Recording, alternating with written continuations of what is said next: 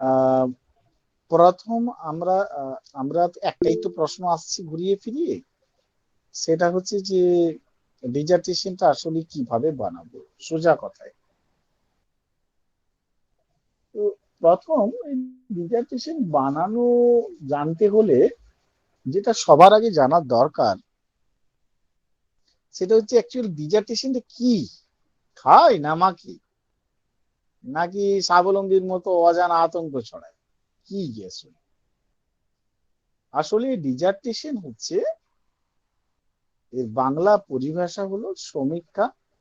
আপনারা যেটা করছেন সেটা অনুসমীক্ষা। এবং সমীক্ষা বলতে কি বোঝায়? সমীক্ষা বলতে এটাই, এক প্রকার তদন্ত করা। কার তদন্ত? যখন আমরা সমাজকর্মের উপর সমীক্ষা করব, তখন সমাজকর্মের যে দুটো দিক থাকে, একটা হচ্ছে সমস্যা অথবা প্রয়োজন, এই দুটোর নিরিখেই তো হয় সমাজকর্ম। এই যে সমস্যা অথবা অথবা আপনার এত দরকার নেই স্ক্রিন শেয়ার করা, এটা ইউটিউবে বোধহয় সব রেকর্ডিং করছেন। এই যে সমাজকর্মের সমস্যা অথবা প্রয়োজনকে ভিত্তি করে আপনার সমাজকর্ম, এই এই দুটোর যখন ডিসব্যালেন্স হয়, যখন কন্টিনিউ হতে থাকে, তখনই কিন্তু সমীক্ষার প্রয়োজন হয়। অর্থাৎ যদি একটু সহজ করে বলা হয়, আমি দেখতে পাচ্ছি বাল্য বিবাহ আদিতেও ছিল, গৌরীদান উমাদান নামে, মধ্যযুগীয় বর্বরতাতেও সাক্ষী থেকেছে, সতীদাহ প্রথার মতো, কুলীন বিবাহের মতো, কৌলিন্যের মতো। আবার আধুনিক জায়গায় যুগে, যেখানে আমরা নিজেদের সুসভ্য সুশিক্ষিত ভাবি, সেখানে দাঁড়িয়েও বাল্য বিবাহ রয়েছে, যেটা আমাদের ভাবতেও অবাক লাগে। এখন তাহলে আমরা বুঝতে পারছি আদি থেকে বর্তমান পর্যন্ত এই সমস্যাটা টানা হয়ে আসছে। অথচ দেখা যাচ্ছে এই সমস্যাটা মুক্তি পেতে তাদের শিক্ষার আলো পৌঁছতে, যে শিক্ষা সচেতনতা যদি হয়ে যায়, তাহলে মেয়েরা একটু ঘুরে দাঁড়াতে পারবে, বিয়ে করতে চাইবে না। সেইটাকে মাথায় রেখে কি করলো? মিড ডে মিল চালু, বেটি বাঁচা বেটি পড়া, কন্যাশ্রী, সবুজ সাথী, এরকম বিভিন্ন কিছু স্কিম রাজ্য সরকার কেন্দ্র সরকার উভয় মিলে, এমনকি নীতি আয়োগে যে আমাদের যে সাস্টেনেবল ডেভেলপমেন্ট গোল আছে, সেখানেও নারীদেরকে কি গুরুত্ব দেওয়া হয়েছে। স্পেশাল তাদের জন্য নন ট্রেডিশনাল স্কিল ট্রেনিং দেওয়া হচ্ছে, তাদের জবের জন্য অপরচুনিটি দেওয়া হচ্ছে, তাদের সঙ্গে প্রশাসনিক ক্ষেত্রে অপরচুনিটি দেওয়া হচ্ছে, সংরক্ষণ দেওয়া হচ্ছে, সমগ্র জায়গাতে তাদের তুলে ধরার চেষ্টা করা হচ্ছে। কিন্তু তবুও বাল্যবিবাহ চলছে। অর্থাৎ এই সমস্যাটার আরো গভীরে ঢোকার প্রয়োজন, আরো অঞ্চল ভেদে ঢোকার প্রয়োজন।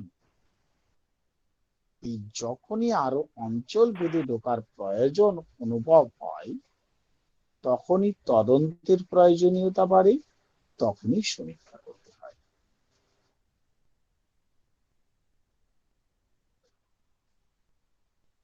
এই যে সমীক্ষা, অর্থাৎ যে একটা নির্দিষ্ট অংশ, মানে নির্দিষ্ট পার্ট অফ কমিউনিটি সেখানে তাদের নির্দিষ্ট একটা সমস্যা, অবশ্যই সেটা সমাজকর্ম গবেষণা যেহেতু সামাজিক হতে হবে, সেই সমস্যাটার উপর আমার নিজস্ব কিছু উদ্দেশ্য থাকবে, সেই উদ্দেশ্যকে মাথায় রেখে সেই উদ্দেশ্যতে পৌঁছানোর জন্য আমি তদন্ত করব, সমীক্ষা করব, সেটার যে রিপোর্ট, এটাই হচ্ছে ডিজার্টেশন। অর্থাৎ তাহলে ডিজার্টেশনে থাকছে কি, ডিজার্টেশন বিষয়টা কি কি দিয়ে তৈরি, এই প্যাকেজটা কি কি দিয়ে তৈরি। ডিজার্টেশনের প্রথম বিষয় থাকবে কাদের নিয়ে করব, কমিউনিটির কোন অংশের মানুষজন, মাদকাসক্ত ব্যক্তি, শুধু নারী, শুধু পুরুষ, নারী পুরুষ উভয়, যুবক, বৃদ্ধ, মহিলা, আর তাদের কোন সমস্যা, অর্থাৎ মাদকাসক্তির আর্থসামাজিক প্রভাব কি পড়েছে সেটা দেখব, না মাদকাসক্তির পেছনে কি কারণ লুকিয়ে রয়েছে আর্থসামাজিক সেটা দেখব। অর্থাৎ আমি কারণ দেখব, কি কারণে মদ খায়, নাকি মদ খেয়ে কি হয় সেটা দেখব। দুটো দিক, মদ খেয়ে কি হয় এটাকে বলে প্রভাব, আর মদ কেন খায় সেটাকে বলে কারণ। প্রতিটি সমস্যা এইরকম দুটো করে দিক হয়। স্যার প্রভাবের কারণটা একবার রিপিট করুন দুটো স্যার। দিকের মধ্যে, এই দুটো দিকে, হ্যাঁ, প্রভাব আর কারণটা স্যার একবার রিপিট করুন স্যার, প্রভাব আর কারণটা। কারণ হচ্ছে, কারণ হচ্ছে যে কি কারণে মদ খায়, তার অর্থনৈতিক কি কারণ লুকিয়ে রয়েছে মদ খাওয়ার পেছনে, বা সামাজিক কি কারণ লুকিয়ে রয়েছে।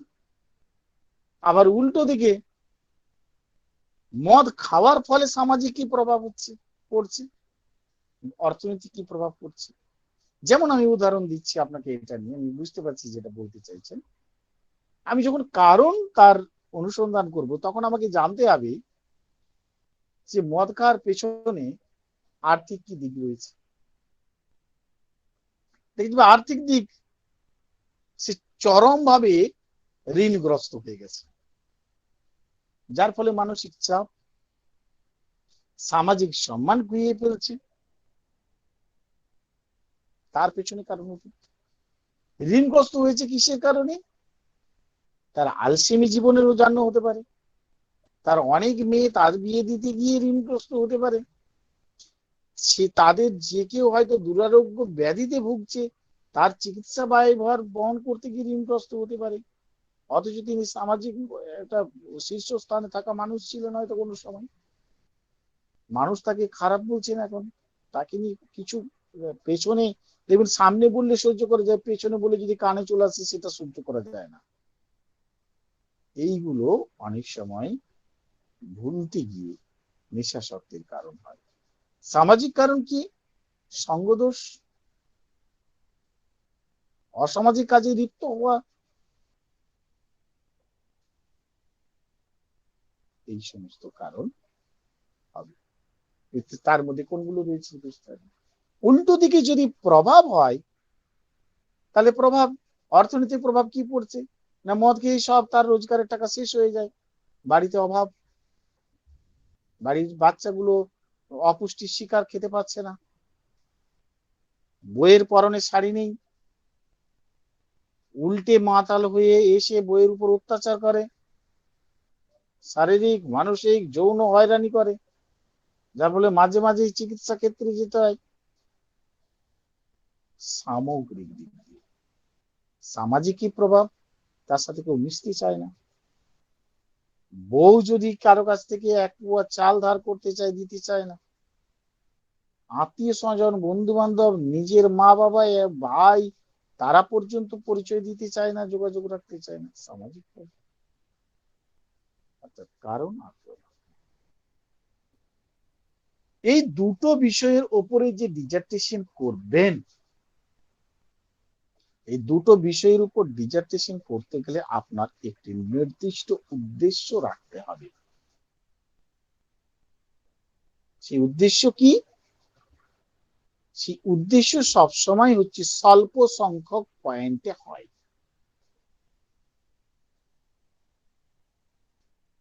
নিশ্চয়ই উদ্দেশ্য থাকবে, যদি কারণ হয় তাহলে কারণ কি, তার ব্যাপকতা গভীরতা, মানে সে কতটা ছড়িয়ে গেছে সেটা দেখা সমাজে, তার প্রভাব কতখানি পড়ছে সেটাও আমি দেখবো নিশ্চয়ই কারণের সাথে সাথে, আর সেখান থেকে মুক্তির উপায় কি আছে সেটাও জানবো।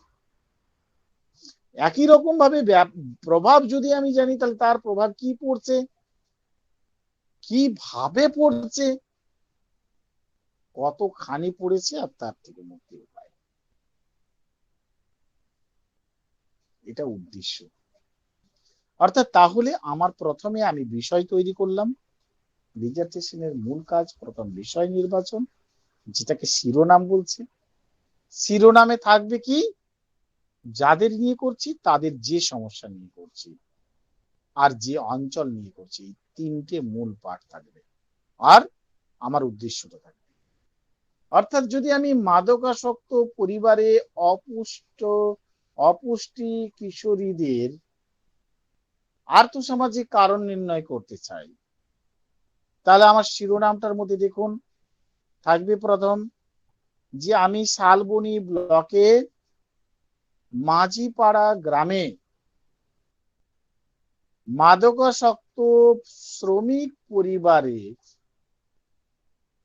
কিশোরীদের অপুষ্টির পেছনে আর্থসামাজিক কারণ সমীক্ষা।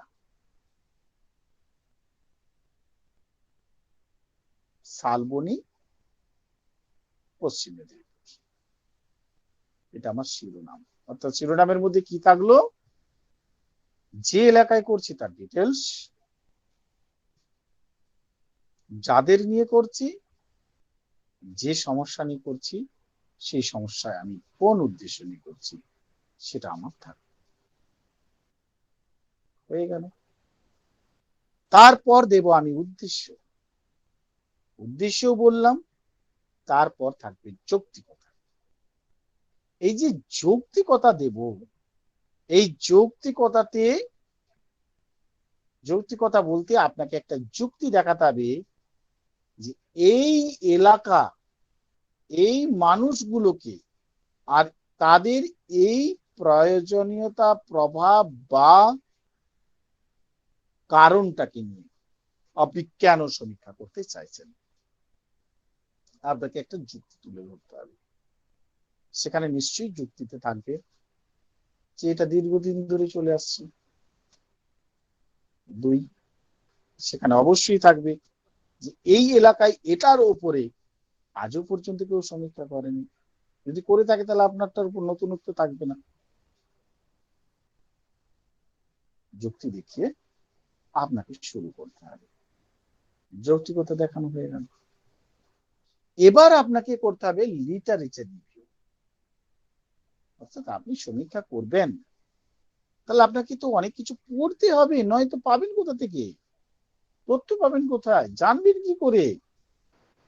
সেটা জানতে গেলে আপনাকে করতে হবে কি, সাহিত্যের পর্যালোচনা করতে হবে। সাহিত্য কোনগুলো?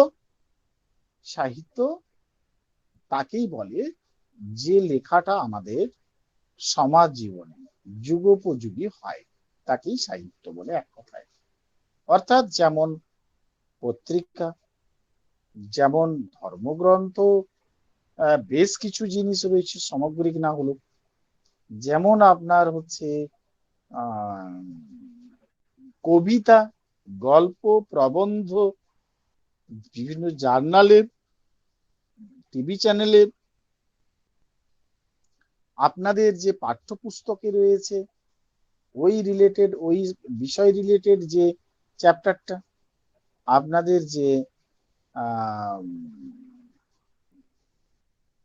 কি বলবো, আপনাদের পাঠ্যপুস্তকে রয়েছে, আপনাদের বিভিন্ন ধর্মগ্রন্থে রয়েছে, এই সমস্তগুলো ওপরে, এই কনসেপ্টের উপরে যা যা বলা হয়েছে সেটা আমি সোর্স দেব, সোর্স দিয়ে তুলে ধরব, সোর্স দেব এবং তুলে ধরব।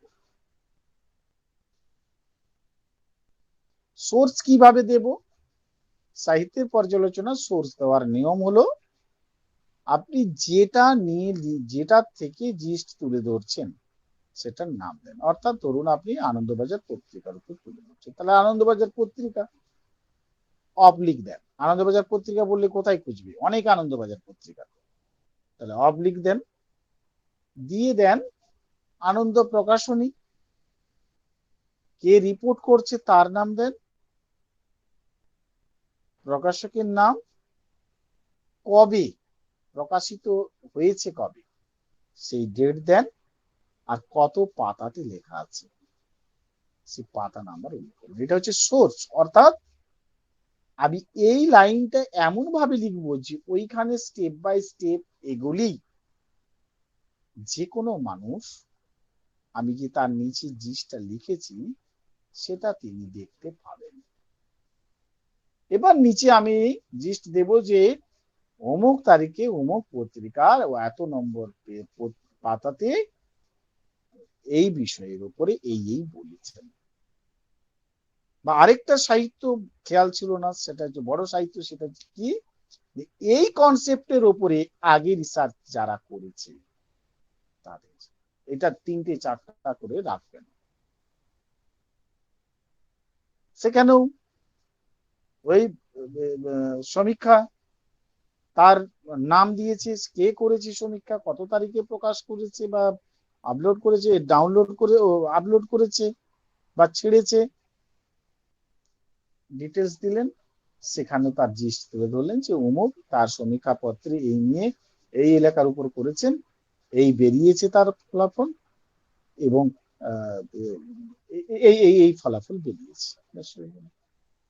সমীক্ষাটাও 2-3টে 4টে।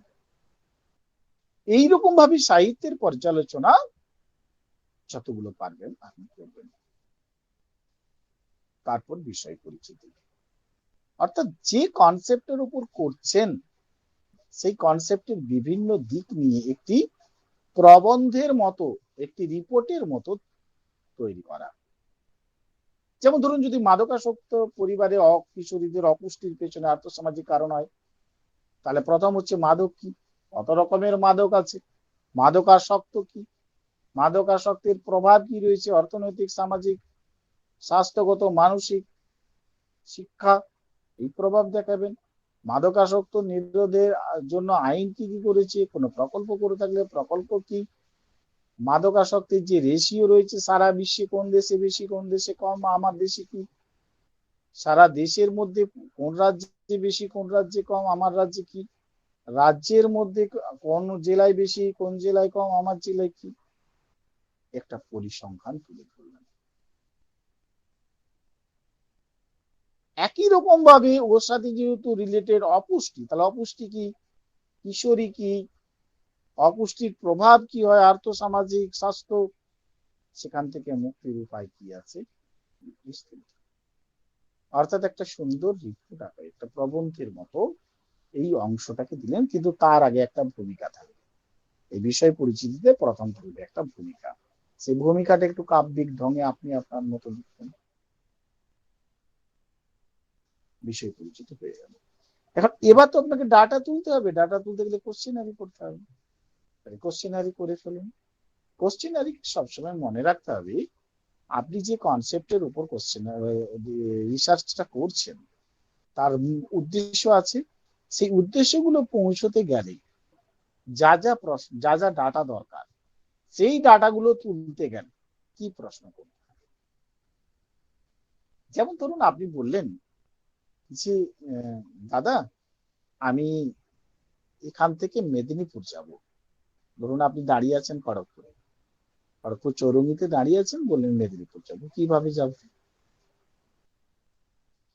তার উত্তর আপনার আসবে যে আপনি চৌরঙ্গি ধরে সোজা এই রাস্তা দিয়ে বেরিয়ে যান, কাঁসাই নদী পার হয়ে দেখবেন ডান দিকে একটি রাস্তা নিচের দিকে নেমে যাচ্ছে, সেটা হয়ে ওই রাস্তা সাবওয়ে আছে, সেটা দিয়ে সোজা চলে যাবেন জগন্নাথ মন্দির, সেখান থেকে কেরানীতলা, জজকোট হয়ে কেরানীতলা, কেরানীতলা এবারে ওখান থেকে আপনি যেতে। অর্থাৎ এই যে উত্তরটা আপনি পাবেন তার জন্য কিন্তু প্রশ্নটা সঠিক করা দরকার। তাই আপনার উত্তর কোনগুলো? উত্তর হচ্ছে উদ্দেশ্যগুলো। উদ্দেশ্যতে আপনি পৌঁছতে চাইছেন তার জন্যই সমীক্ষা। আর সেই উদ্দেশ্যতে পৌঁছানোর জন্য আপনার যে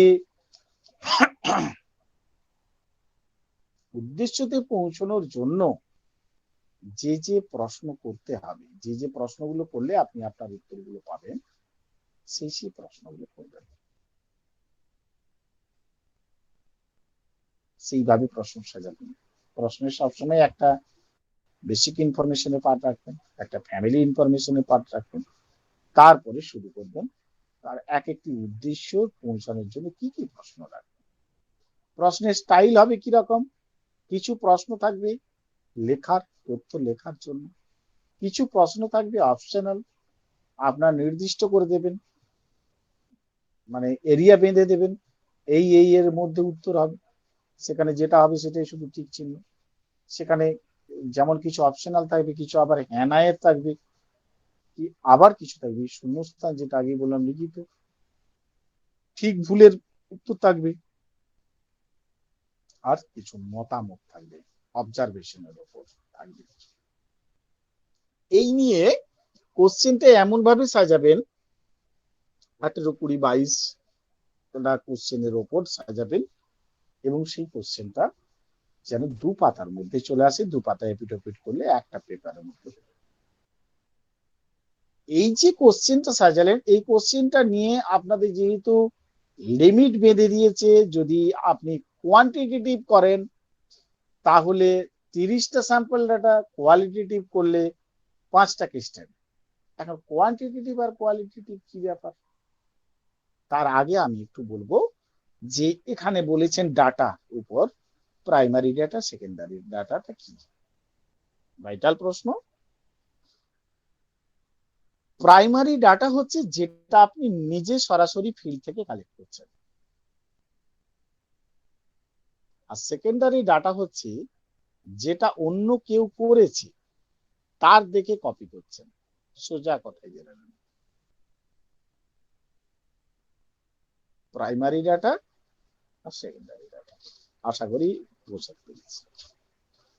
এই প্রসঙ্গে একটা কথা আপনাদের জানিয়ে রাখা দরকার, ডিজার্টেশন কখনোই যিনিই বলুন না কেন, আমি দ্বিমত পোষণ করছি, আশা করি আপনারাও বুঝবেন এটা দ্বিমতের সঠিক কিনা, ডিজার্টেশন কখনো সেকেন্ডারি ডাটার উপরে হয় না। কারণ যেখানে ডিজার্টেশনের প্রথম শর্তই বলা আছে যে এটার উপরে কেউ করেনি, তবেই আমি করছি, যৌক্তিকতাতে দিচ্ছেন আপনি। সেক্ষেত্রে অন্যের ডাটা নিয়ে তার উপর আপনি কি অ্যানালাইসিস করবেন? তার তো সব করাই আছে, সেটা কপি হয়ে যাবে। সোজা একটা ডিজার্টেশনকে কপি করে পেস্ট করে দেওয়া, আর আপনার যেখানে নামের অংশের জায়গাগুলো, এলাকার জায়গাগুলো শুধু নকশাটার জায়গা, নিশ্চয়ই এটা হতে পারে না। যাই হোক, তাই সেকেন্ডারি ডাটার উপরে আমি তো অন্তত আমার কাছে যারা গাইড নিচ্ছেন তাদের কাউকেই সেকেন্ডারি ডাটার উপরে ভাবাই, প্রত্যেককেই প্রাইমারি ডাটার উপরে। কারণ সেকেন্ডারি ডাটার উপরে বলা মানে আমি কোথাও তাদের মিসগাইড করছি বলে আমার মনে হয়, ব্যক্তিগত এটা আমার মনে হয়। Next, primary data, secondary data আপনারা আশা করি বুঝে গেছে। এবার হচ্ছে যে এই যে আপনারা ডাটাগুলো কালেক্ট করবেন, সেই ডাটাগুলো কিভাবে কালেক্ট করবেন? যদি কোয়ান্টিটেটিভ করেন তাহলে 30 জনের কাছ থেকে যাবেন, যদি কোয়ালিটেটিভ করেন তাহলে 5টা কেস স্টাডি। এখন কোয়ান্টিটেটিভ আর কোয়ালিটেটিভ কি, এটাও একটা জটিল প্রশ্ন আপনাদের। কোয়ান্টিটেটিভ হচ্ছে পরিমাণগত তথ্য বিশ্লেষণ, নিউমেরিক্যাল ডেটার উপর হবে। আর কোয়ালিটেটিভ গুণগত তথ্য বিশ্লেষণ, এই কথাটা কিন্তু মাথায় রাখবেন। কোয়ালিটেটিভ ডাটা অ্যানালাইসিসের মধ্যে যেগুলো রয়েছে তার মধ্যে উৎকৃষ্টতম হচ্ছে কেস স্টাডি। অর্থাৎ একটা মানুষের গল্প নিলেন, তথ্য নিলেন, সেটা গল্প আকারে লিখলেন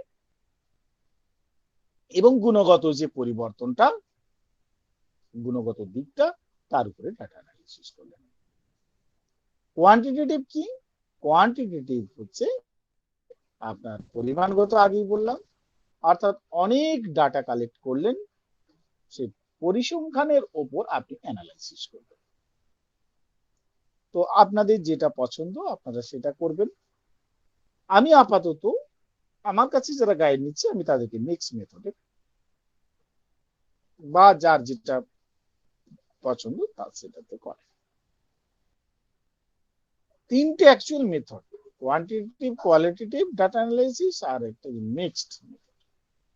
মিক্সড হচ্ছে যেখানে ওই দুটোই থাকে, কোয়ান্টিটেটিভ কোয়ালিটেটিভ দুটোই। এটা হচ্ছে ডিজার্টেশনের খুব ভালো একটা পার্ট এবং উপযুক্ত পার্ট, সেটা হচ্ছে মিক্সড মেথড। এখন এবার এই যে কোশ্চেন গুলো তুলে আনলেন, যে কোশ্চেন থেকে ধরুন আপনি জাতির উপর একটা অ্যানালাইসিস করবেন, কোন জাতির কত মাদকাসক্তির প্রবণতা, এটা একটা ভাইটাল দিক। দেখা গেল হিন্দু ধর্মে এত আছে, মুসলিম ধর্মে এত আছে, খ্রিস্টান ধর্মে এত আছে, কোনটাই না হতেই পারে। শ্রেণীর উপর জেনারেল অভিষেক হয়ে গেল, 30 জনের মধ্যে কোনটায় কতজন পড়ছে সেটা বসিয়ে দিন একটা এক্সেল সিট করে। ধনী গরিব বড় লোক তার উপর, কৃষক মজুরি ব্যবসায়ী চাকরিজীবী তার উপর পাঠান। তাহলে সেখান থেকে আমরা একটা লিঙ্গর উপর করতে পারেন, একটা পেয়ে গেল। তারপর এখান থেকে এবার আমার যে তাদের যে আপনার অর্থনৈতিক কারণ, তাহলে অর্থনৈতিক কারণের অনেক কিছু দিক আমরা তুলে ধরেছি। ওই যে প্রথমে আলোচনা করছিলাম, ঋণগ্রস্ত হতে পারে, হতে পারে চাকরি পায়নি বলে, আবার সামাজিক কারণ হতে পারে, সঙ্গদোষ, বিভিন্ন। সেইগুলো থেকে কোনটা, কোন পয়েন্ট, কোন অপশনটা কত হচ্ছে, আমরা সেই ডাটা কালেক্ট করব। এক্সেল শিটে এরকম ভাবে আমরা 18টা 20টা 22টার উপরে ডাটা কালেক্ট করব, ওই প্রশ্ন করে ওখানে আমরা পার্সেন্টেজ বের করব। পার্সেন্টেজ বের করার পদ্ধতি কি? সহজ। ধরুন একটা আমি শ্রেণীর উপরে ডাটা অ্যানালাইসিস করছি, 30 জন, তার জেনারেলে পড়েছে 18 জন, তাহলে 18/30 ইন্টু 100, তাহলে পার্সেন্টেজ বেরিয়ে যাবে 530 আর 3, আর এদিকে 5 দিয়ে যদি 100 হয় 20, তাহলে 3 × 7, 60%। এদিকে পার্সেন্টেজ যোগ করলেও 100 হবে, আর এদিকে যে শ্রেণীর মধ্যে যজন পড়ছে সেটাকে যোগ করলেও 30 জন হবে। তাহলে যেহেতু 30 ফিগারটা আমাদের কাছে 100 ফিগার। এইভাবে আমরা ডাটা অ্যানালাইসিস করব। ডাটা অ্যানালাইসিস যখন হয়ে যাবে তখন সেটার উপর বেশ করে, এটাকে স্ট্যাটিস্টিক্স পার্ট বলে ভাই। এটা যারা না জানেন কিঞ্চিত, বোঝানোটাও মুশকিল এত শর্ট টাইমে। এখানে অনেকগুলো ডায়াগ্রামের ব্যাপার আছে, pie diagram, bar diagram, line diagram, others অনেক ডায়াগ্রাম রয়েছে, যেটা যে ক্ষেত্রে এরিয়া ডায়াগ্রাম, যেটা যেখানে সুটেবল হবে সেই ডায়াগ্রামটা সেখানে ব্যবহার করতে। অর্থাৎ আমার ডাটা অ্যানালাইসিস এর রিপোর্টটা থাকবে, তার ডান পাশে আমার ডায়াগ্রাম থাকবে, দেখিয়ে দেওয়া হবে, পার্সেন্টেজ গুলো পরিষ্কার দেখতে পাবে। অ্যানালাইসিস হয়ে গেল, হওয়ার পরে আমার মেজর ফাইন্ডিং কি আসছে আমি দেখাবো, আমার আবিষ্কার কি, ডাটা অ্যানালাইসিস থেকে কি কি আবিষ্কার করলাম, প্রত্যেকটা যতগুলো ডাটা অ্যানালাইসিস তার ফলাফলটা আমি এবার লাইন আকারে লিখলাম, লিখে দিলাম, মেজর ফাইন্ডিং লিখে দিলাম। আমার রেকমেন্ডেশন কি কি থাকতে পারে লিখবো, সুপারিশ, এই সমীক্ষাটা যে করলাম তার উপর সুপারিশ আমি দেব সামগ্রিক বিবেচনা করে। আমি ডিজার্টেশনটা করতে গিয়ে কি কি সুবিধা পেয়েছি, কাদের কাদের সুবিধা পেয়েছি, কাদের কাদের কাছ থেকে সহযোগিতা পেয়েছি সেটা দেব। কোন কোন জায়গায় আমার অসুবিধায় পড়তে হয়েছে ডিজার্টেশনটা করতে গিয়ে সেটা আমি দেব। একটা বিবলিওগ্রাফি রাখবো, অর্থাৎ গ্রন্থপঞ্জি, কতগুলো গ্রন্থ আমি ঘেটেছি তার ওই যে সোর্সটা সেটা আমি পরপর দিব। আর এখানে কিছু থাকবে না, আমি যে এরিয়ার করছি সেটার একটা ম্যাপ আমি দিতেও পারি। আমি যে কোশ্চেনটার উপরে ডাটা অ্যানালাইসিস করেছিলাম, যে কোশ্চেনটা সরি ডাটা কালেক্ট করেছিলাম, সেই কোশ্চেনটার একটা ড্রাফট কপি আমি দিয়ে দেবো। এটা আমার মূলত হচ্ছে ডিজার্টেশনের মূল পার্ট। এর আগে ডিজার্টেশন এর সাথে আমার একটা নকশা কপি দিতে হবে। সেই নকশায় কি থাকবে, নকশায় থাকবে আমার সমীক্ষা ক্ষেত্র, কোন এলাকা জুড়ে করছি, নকশায় থাকবে সমীক্ষায় আমার লক্ষ্য জনগোষ্ঠী, কাদের নিয়ে করছি, নকশায় থাকবে আমার সমস্যা কি, কি নিয়ে করছি, নকশায় থাকবে আমি কোন মেথডে অ্যাপ্লাই করে করছি, নকশায় থাকবে আমি কত দিনে এই সমীক্ষাটা করছি, দিনটাকে আপনি ভাগ করে দিতে পারেন কোনটা কি কত দিনের মধ্যে করেছেন। নকশায় থাকবে আপনার তাত্ত্বিক বিশ্লেষণ, আপনি কিভাবে করবেন, কোন দিক দেখাতে চাইছেন, এম্পাওয়ারমেন্ট দেখাতে চাইছেন না কোন রকম সামাজিক বিশৃঙ্খলার দিক দেখাতে চাইছেন, কোন দিক দেখাতে চাইছেন, তাত্ত্বিক বিশ্লেষণ দিক দেখাবেন। এবং আপনি যে ডাটা কালেকশনটা করছেন সেই ডাটা কালেকশন যে 30টা স্যাম্পল আপনি বেছে নিলেন সেটা কোন পদ্ধতিতে বেছে নিলেন, ডাটা কালেকশন যে প্রসেসটা সেটা আপনি কি র্যান্ডাম যাকে পেয়েছেন তাকেই এরকম করে 30টা করলেন, নাকি আপনি লটারি করেছেন, কি প্রসেস তৈরি করেছেন সেটা আপনাকে দিতে হবে। আর আপনার ফার্স্ট পেজ একটা থাকবে, ফ্রন্ট পেজ, আপনার সার্টিফিকেট একটা থাকবে, আপনার একটা কৃতজ্ঞতা স্বীকার পত্র থাকবে যারা যারা হেল্প করেছেন স্যার ম্যাডামরা তাদের দিয়ে, আর আপনার হচ্ছে অঙ্গীকারনামা থাকবে। এইটুকু, এইটা হচ্ছে ডিজার্টেশন পেপার। আমার ডিজার্টেশন পেপার আশা করি আপনাদের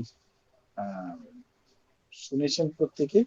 এর ওপরে যদি কারো কিছু বলার থাকে যেখানটা আরো ক্লিয়ারের দরকার তবে বলি। এই জিনিসগুলো তো আমি আজকে নিয়ে 8টা ক্লাস দিলাম আপনাদের শুধু ডিজার্টেশন। আমি যদি এর আগে বলেছিলাম ওটাই লাস্ট, তবুও অনেকেই রিকোয়েস্ট করার জন্য এটা আমি আবার পুনরায় দিলাম। এরপরে আপনাদের কার কি ফিডব্যাক আছে আপনারা জানাতে পারেন, কোনো প্রশ্ন থাকলে।